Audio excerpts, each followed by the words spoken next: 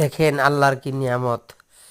সবাই আল্লাহকে রাজি খুশি করার জন্য দেখেন আল্লাহর ঘরে চতুর্দিক দিয়ে জিয়ারত করতেছে। আর দেখেন এই যে পাশে ওনারা বসে বসে আল্লাহর কাছে গুনাহ মাপ চাচ্ছে, আল্লাহর কাছে গুনাহ মাপ চাইতেছে, আল্লাহর কাছে মোনাজাত করে দোয়া চাচ্ছে।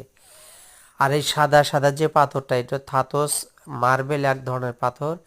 100 ডিগ্রি তাপমাত্রার মধ্যেও এইটা গরম হয় না, এটা ঠান্ডাই থাকে। তার প্রমাণ দেখেন এই যে এখানে মানুষ যারা তওয়াব করতেছে, দেখেন অনেকের কাছে ছাতা। এখানে প্রচণ্ড তাপ, 48-45 ডিগ্রি তাপমাত্রার মধ্যে ছাতা ব্যবহার করতেছে।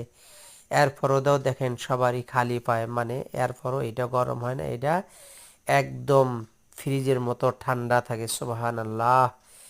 এই জন্য আল্লাহ পাক পৃথিবীর যত মুসলমান আছে সবাইকে যেন আল্লাহ আপনার ঘরে একবার আনার ব্যবস্থা আপনি করে দেন, যাতে আপনার ঘরটা জিয়ারত করতে পারে। আমিন।